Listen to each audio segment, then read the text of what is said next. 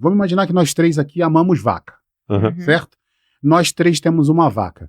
Como que a gente pode ganhar dinheiro com essa vaca? Precisa entrar dinheiro novo, não é dinheiro velho, não é o que eu já faço de dinheiro. Como que eu coloco dinheiro novo para dentro? Para a pessoa ser um investidor ou um capitalista de risco, ela tem que entender duas coisas: risco versus lucratividade. Quanto maior o risco, maior a lucratividade.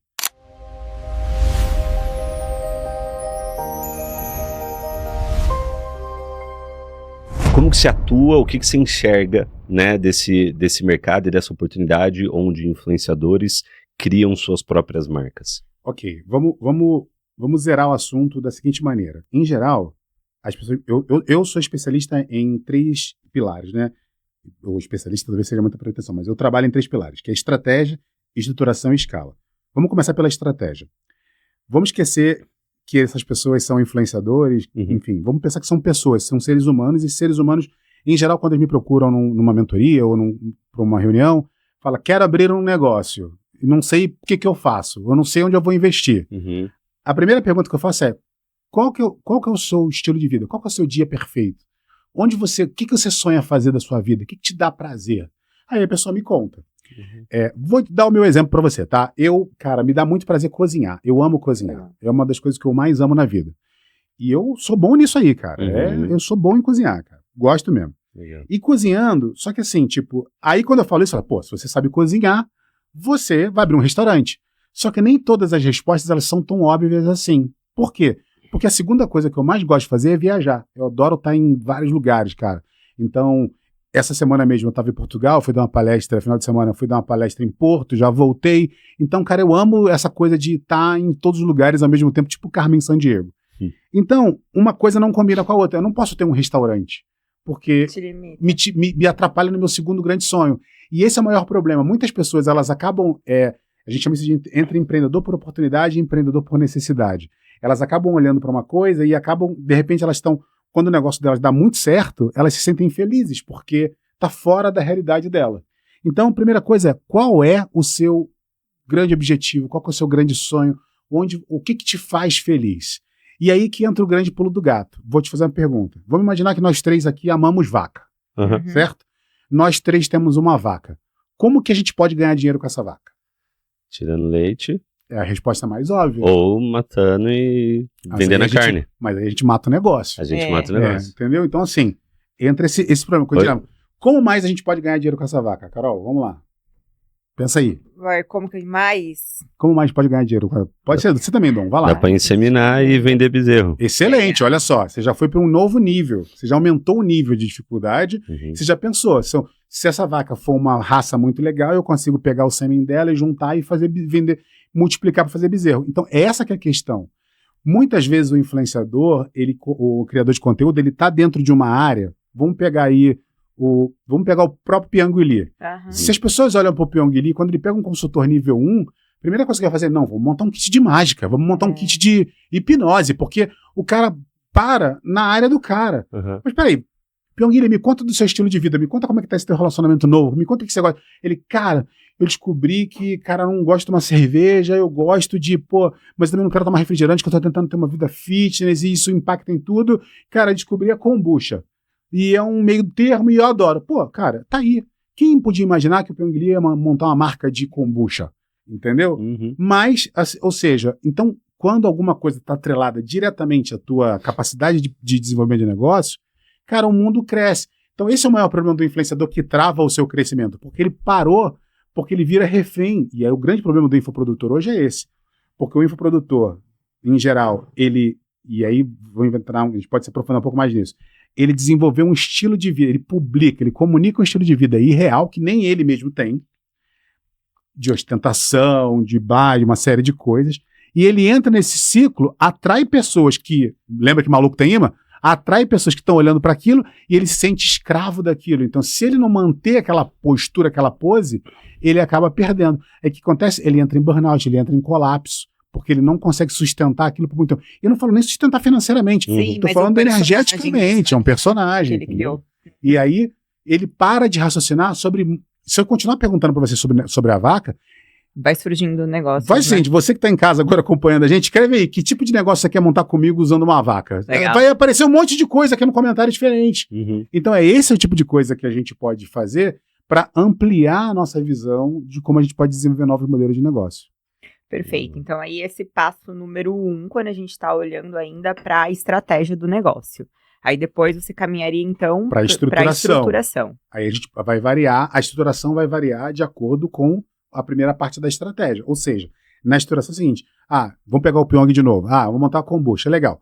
Você sabe fazer kombucha? Não? Tá, vamos procurar alguém que sabe fazer kombucha. Vamos pegar uma marca famosa? Não, vamos pegar uma marca mediana ou intermediária, até pequena, que está começando, e ver como que a gente pode modelar aquela kombucha do nosso jeito. Ou então vamos definir uma receita, vamos procurar alguém que é especialista nessa área. Isso a gente chama de empreendedor por oportunidade. É o cara que enxerga uma oportunidade e desenvolve alguma coisa em cima daquilo ali. E aí esse processo de estruturação vai variar de uma coisa para outra. Então tem gente que, não, eu gosto de cozinhar, eu quero ser sócio de um restaurante, eu vou me juntar com um chefe de cozinha que é muito mais profissional, mas não tem a minha expertise de comunicação, de marketing. Eu sou bom de comunicação, de marketing, de estratégia de venda, vou juntar com essa galera e vou montar um restaurante para fazer isso aqui. Aí é legal. Então, a estruturação vai variar de acordo com a tua primeira etapa da estratégia. A estratégia define a estruturação. Depois que o negócio está bem estruturado, começa a cair os primeiros dinheirinhos. Começou a cair os primeiros dinheirinhos do negócio, legal. Como que eu automatizo essa operação? Aí vai para a escala. E aí pode ser uma escala regional, ou nacional, ou global. Então você vai crescendo de acordo com o tamanho que você está. Vou começar do ponto que mais dói em todo mundo, dinheiro. Então assim, eu quero fazer, quero abrir nos Estados Unidos. Não tenho dinheiro para isso. O que eu falo para as pessoas que elas erram em relação à economia é que as pessoas elas não sabem onde está o dinheiro delas. Então, o seu negócio, ele vale dinheiro. E aí começa com o jogo do equity. Então, assim, eu tenho um negócio. Aí eu pergunto, quanto de dinheiro você acredita que precisa? A pessoa vai lá e me dá um número. Essa quantidade de dinheiro, o que você quer fazer com ela? Como que você vai fatiar esse dinheiro? Em geral, quase sempre as respostas, 40% das vezes, é aportar 40%, 30% em marketing. Ok. Então, em vez de você pagar por isso, você não conhece ninguém que tem essa capacidade de marketing, de entrada e tal. Só que quando eu começo a fazer perguntas sobre marketing, as pessoas se confundem. Elas confundem marketing com publicidade. E a gente precisa entender que a palavra marketing significa ir ao mercado. Então, como que você está disponibilizando o seu produto para a venda? Publicidade é você tornar esse seu movimento conhecido. É dar publicidade, é comunicar isso. Então, como que você está comunicando isso? São dois movimentos separados, mas que eles são complementares um ao outro. Se a gente começa a entender isso, a gente começa a abrir algumas lacunas aqui. Qual delas? Ok, não, eu preciso ir ao mercado e eu preciso comunicar que eu estou indo ao mercado de maneira em que isso se torne relevante a minha entrada e de maneira que seja lucrativa. Ou seja, precisa entrar dinheiro novo. Não é dinheiro velho, não é o que eu já faço de dinheiro. Como que eu coloco dinheiro novo para dentro? E aí é onde abre as oportunidades. É você olhar, às vezes, para uma pessoa que tem um pouco mais de audiência ou que tem um nível de conhecimento de uma área que você não tem e trocar o que você vai ganhar, é um dinheiro que você não existe no seu negócio, trocar parte do que você vai ganhar por esse conhecimento. Ou seja, vocês têm um negócio e vocês faturam R$1 milhão por mês. Se você está me procurando para entrar no seu negócio, você não quer continuar ganhando R$1 milhão por mês. Você quer crescer 2, 3, 4, 5, 6, 10 vezes mais. Vamos dizer que você vai querer crescer o dobro. Quer botar mais R$1 milhão por mês para dentro. Ou seja, se você continuar fazendo tudo que você está fazendo, você vai continuar ganhando R$1 milhão por mês. Se você fizer as coisas que você acredita que eu sei para entrar no seu negócio, você acredita que eu vou conseguir fazer com que você ganhe mais R$1 milhão por mês. Agora, quanto desse novo R$1 milhão que você não tem, você está disposto a me dar? Eu estou disposto a te dar 20% desse novo R$1 milhão. Então, você vai me dar R$200 mil por mês desse novo R$1 milhão. Legal. Se eu te ajudar a crescer o dobro de tamanho e você está disposto a me dar R$200 mil por mês para isso, quanto que esses R$200 mil por mês equivalem do seu negócio? R$200 mil por mês. Vamos dizer que por 10 meses dá 2 milhões. Vamos dizer que em um ano você vai faturar 10 milhões de reais. Então, se eu tenho 2 milhões de reais que você está disposto a me pagar, eu posso comprar esses 2 milhões de reais do seu negócio, eu vou virar seu sócio em 20%. Pô, peraí, 20% é muito. 20% eu não estou disposto a te dar, mas eu estou disposto a te dar 10%. Tá, beleza. Então você me dá 10% do seu negócio e esses outros 10% você me dá em dinheiro, então você vai me dar 100 mil reais por mês, mais a promessa de 10% do seu negócio quando o seu negócio passar a ter 2 milhões de reais por mês. Entenderam a lógica Essa é a lógica. Eu posso falar isso aqui tecnicamente, de diversas maneiras possíveis, mas não precisa. Então, essa é a lógica. Você só passa para uma pessoa nova o dinheiro que você não tem. Um negócio que não está na sua mesa. É aí que está o game. Só que você compra esse negócio que você não tem com o que você tem, que é o que você já tem hoje de negócio. Legal. E você, nessa questão assim de internacionalização de marca, o que você enxerga desse mercado? Ou melhor, né? Deixa eu mudar a pergunta. Qual o melhor momento para uma marca pensar em internacionalização? Momento número 1, quando o cliente externo está disposto a pagar mais pelo que você faz internamente. Ou seja, se eu tenho um produto que ele custa R$100 no Brasil e ele me custa R$50 para fazer, se eu vender esse mesmo produto fora do Brasil, as pessoas já estão dispostas a pagar R$500 por ele. Vou te dar um exemplo bobo. Havaianas. Qualquer esquina que você chega aqui, você pode comprar uma Havaianas por R$30. Qualquer esquina que você chegar na Europa, você consegue comprar a mesma Havaiana por 30 euros. Ou seja, só pela mudança do câmbio você tem o mesmo custo de produção, você pode ganhar 5 vezes mais. Ou seja, você aumenta a sua margem de lucro. Então, esse é o momento. Então, quando que eu posso sair do Brasil? Por 2 motivos. Quando a minha margem de lucro fora do Brasil ela pode ser maior, ou quando a minha capacidade de produção fora do Brasil passa a ser mais barata. Aí eu produzo na China, ou eu produzo em qualquer outro lugar. Não, Mac, eu quero continuar produzindo no Brasil, só que eu quero fazer só que eu sinto que eu tenho um problema de engenharia fiscal. Como eu faço? Aí, cara, você pode ir para as Ilhas Caimã, você pode abrir uma empresa no Panamá, ou mais fácil ainda, você pode fazer como a Estrela fez. Você move a sua sede fiscal para o Paraguai e continua contratando o seu serviço para o Brasil. Por que Paraguai? Porque a gente tem acordo de comercialização com o Paraguai e o Paraguai tem acordo de comercialização com a China. Legal. Então, você pode fazer isso da China para o Paraguai e do Paraguai para o Brasil. Nossa, Máquina, mas isso é engenharia muito louca, isso não é muito complexo? Todo e-commerce faz isso hoje. Hoje você tem Extrema aqui em Minas Gerais, que é um polo, e você tem incentivo fiscal para você poder levar a sua empresa para Extrema. Você tem incentivo fiscal para levar a sua empresa para Vitória, no Espírito Santo. Então você tem incentivo fiscal para fazer coisas em vários lugares. Vou falar de novo do nosso amigo Pyong com a kombucha. Existe uma coisa que as pessoas elas não consideram, que é um imposto sobre produtos industrializados, que é o IPI. E aí, dependendo do lugar que a sua empresa está alocada, você tem uma coisa chamada ST, que é substituição tributária. Então, por exemplo, é mais barato eu produzir uma kombucha no Paraná e vender ela para São Paulo do que eu fazer uma kombucha em São Paulo e vender para São Paulo. Porque o imposto é mais alto.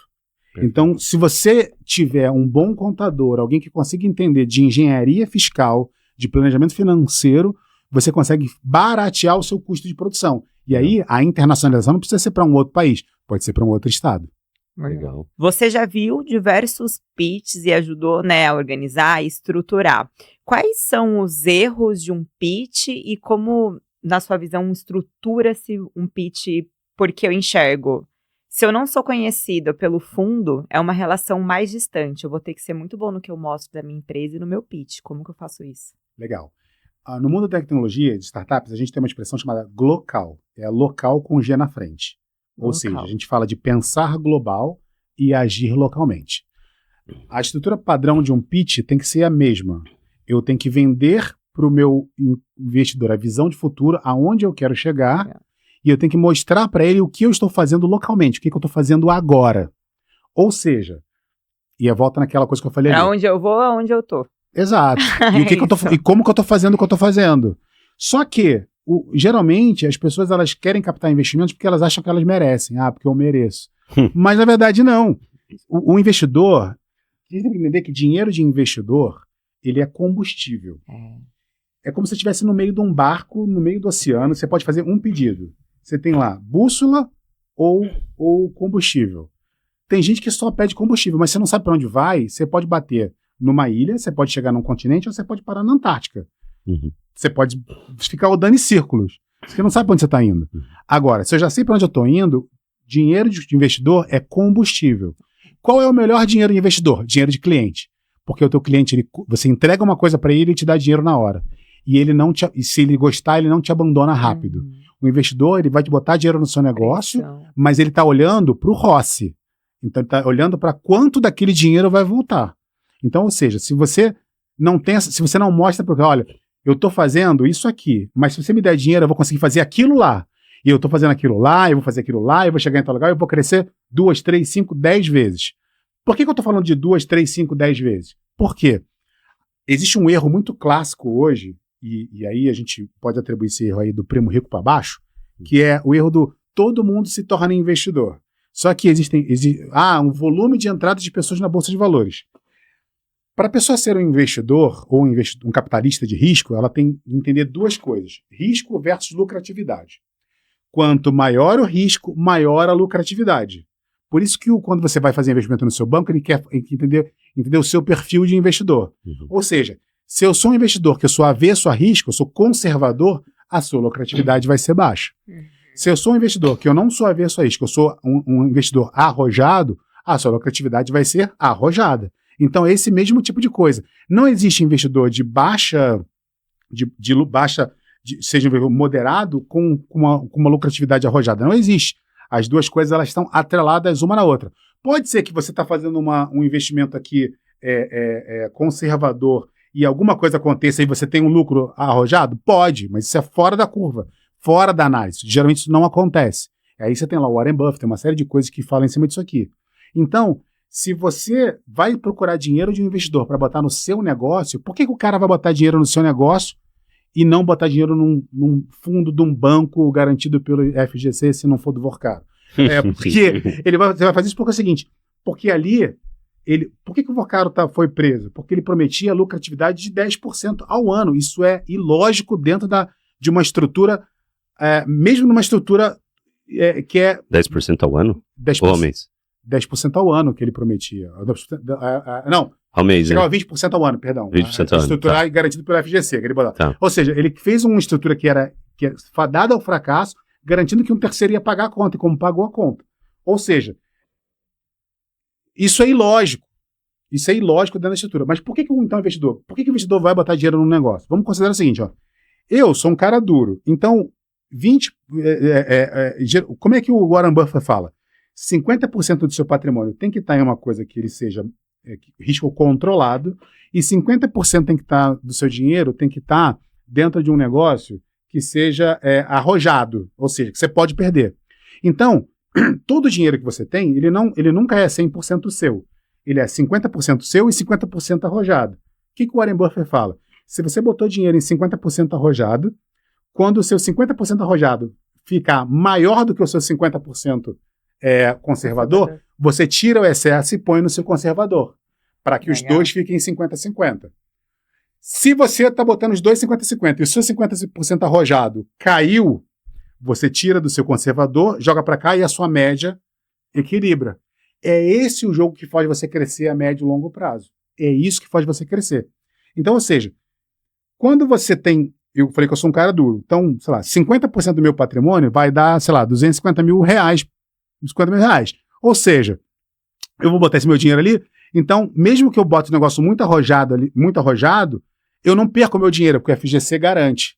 Agora, vocês, 50% do patrimônio de vocês é muito mais do que 250 mil reais. Ou seja, para vocês é mais risco colocar dinheiro em investimentos conservadores, porque se caso o banco que você está botando dinheiro quebre, 2, 3, 5, 10 bilhões, como alguns governos fizeram. Ou seja, se esse negócio quebrar, o máximo que o seguro vai te pagar é 250 mil. Ou seja, acima de 250 mil, é melhor que você coloque em coisas extremamente arrojadas, porque você já está correndo o risco de perder. Então, se você vai perder, que você também corre risco de ganhar.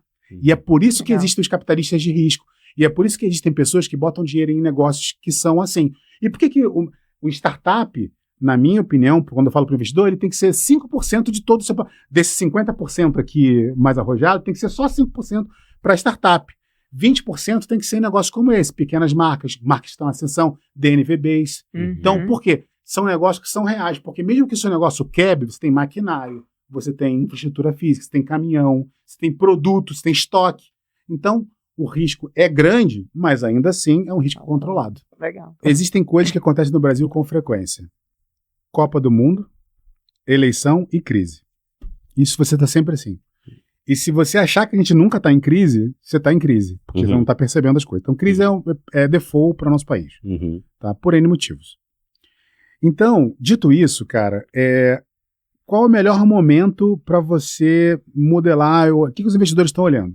Hoje, em geral, os investidores entenderam que o dinheiro virou commodity. O que é uma commodity? É um negócio que é importante, mas é comum a todo mundo tem acesso.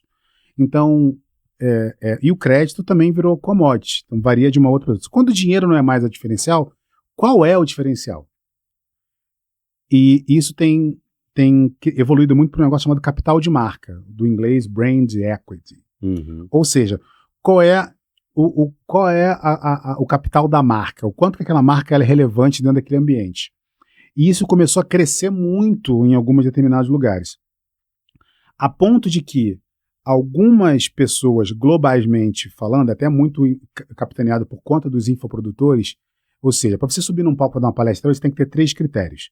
Você tem que ser bom tecnicamente, você tem que saber se comunicar, falar bem e representar uma marca.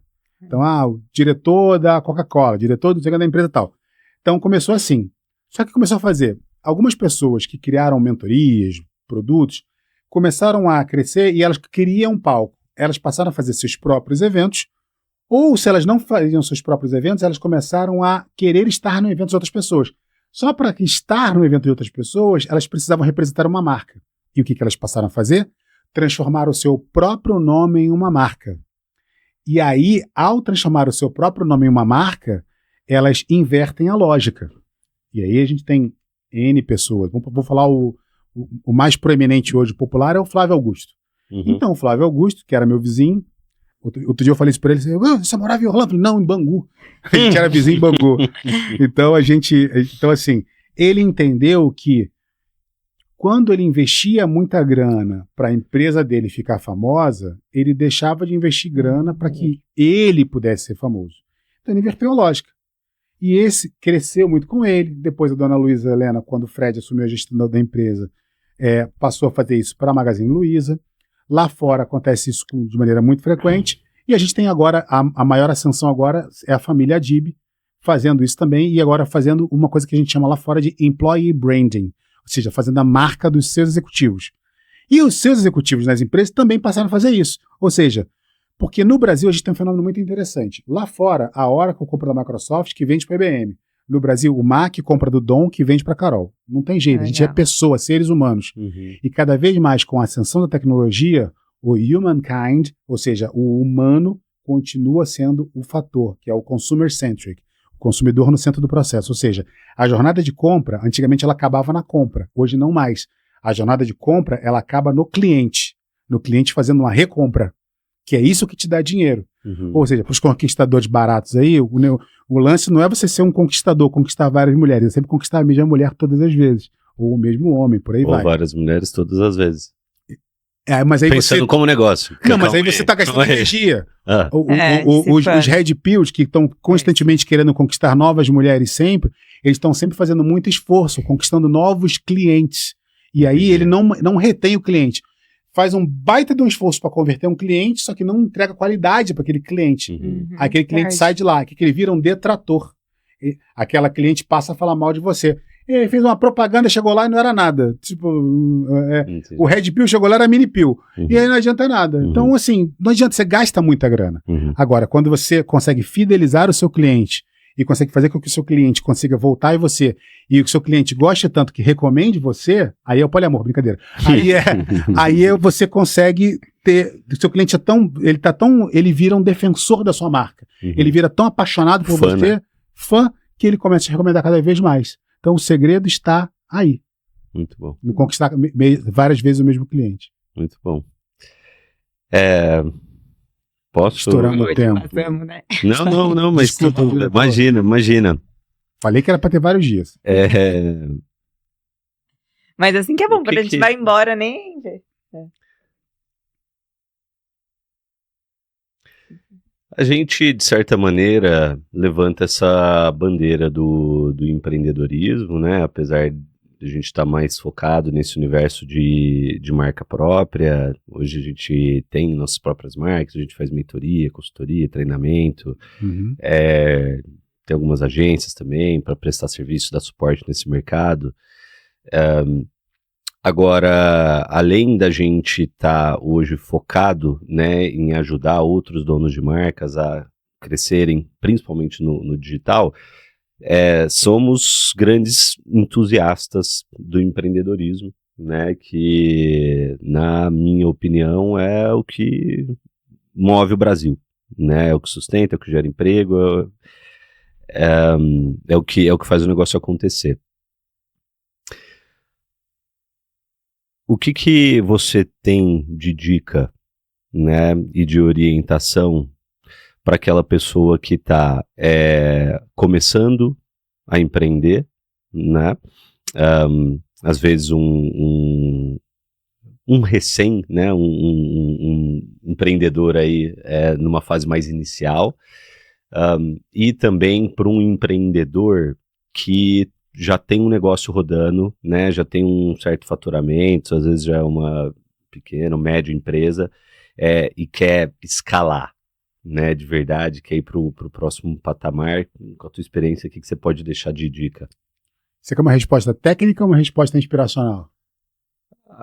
Eu prefiro a técnica, eu acho. Legal. A técnica é: entenda que nada é eterno. Se você está ganhando, guarda um pedaço do que você está ganhando para investir no que te faz realmente feliz. Se o que você está fazendo hoje te deixa realmente feliz e você está bem, ou seja, aí voltando para o inspiracional, né, que é a única missão na sua vida é ter uma vida boa. Você tem que fazer sua vida boa.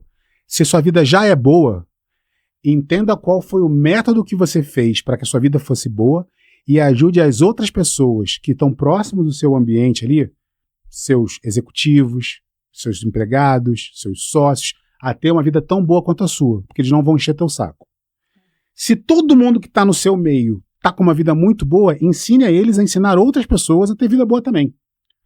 E aí, esse é onde a maioria das pessoas erra, porque a primeira coisa que elas fazem, elas não se pagam, elas não se devolvem, elas não tiram férias, elas trabalham como um condenado. E aí elas ganham dinheiro para comprar saúde. E é por isso que eu invisto em saúde. Elas ganham dinheiro para comprar saúde. Então, se todo mundo está ganhando dinheiro para comprar saúde, eu vou vender saúde. Por isso que eu invisto em saudabilidade. Essa a minha estratégia de negócio. Uhum. Ou seja, se você está ganhando dinheiro hoje e você não está gastando com saúde, qualidade de vida e bem-estar, ou seja, se você não está aproveitando, usufruindo do que você tem, meu irmão, você tem uma vida boa? Não faz sentido, entendeu? Então hoje, cara, eu já estou na escala 3x1, né, assim, folgo 3 dias, trabalho 1. Legal. O contrário. E aí, assim, tipo, agora uma dica, por exemplo, para uma pergunta que me fazem com muita frequência: Mike, eu quero dar uma palestra. Quanto que eu cobro pela minha palestra? Eu falei, beleza. Quanto você quer ganhar por mês? Quero ganhar 50 mil. Beleza. Pega 50 mil, divide por 20. Você está começando agora, então divide por 20. Beleza. 50 mil dividido por 20, beleza. Vai dar ali 2.500. Beleza? 2.500. Quanto você cobra pela sua palestra? 2.500. Você vai gastar um dia para fazer isso. Beleza. Pô, Mike, legal. Quanto você quer ganhar por mês? 50 mil. Já estou fazendo algumas palestras. Pega 50 mil e divide por 10. Por quê? Em 10 dias você vai ganhar a quantidade de dinheiro que você precisa pro mês. Ou seja, quanto é que você acaba pela sua palestra? 5 mil. Cara, tô fazendo, já tô super experiente. Quanto você quer ganhar por mês? Quero 50 mil. Beleza, pega 50 mil e divide por 50 mil. É assim, essa é a conta. Uhum. Então, cara, hoje, assim, tipo, eu trabalho 3 meses, cara, pra fazer minha quantidade de dinheiro por ano. E aí eu gasto 9 meses pra fazer o que eu quero. Vou viajar, vou mergulhar, vou passear, sair com a minha filha, eu vou pro Pantanal, hoje eu tô num processo, minha filha tem 11 anos, eu tô num processo agora de mostrar pra ela todos os biomas. Então a gente agora foi pro Pantanal. Então, cara, é isso. Uhum. Você precisa ter uma vida boa. Se você ainda não tem uma vida boa, você tem que usar a sua fonte de renda para financiar a sua vida boa. Ou financiar alguma coisa que vai te dar uma vida boa.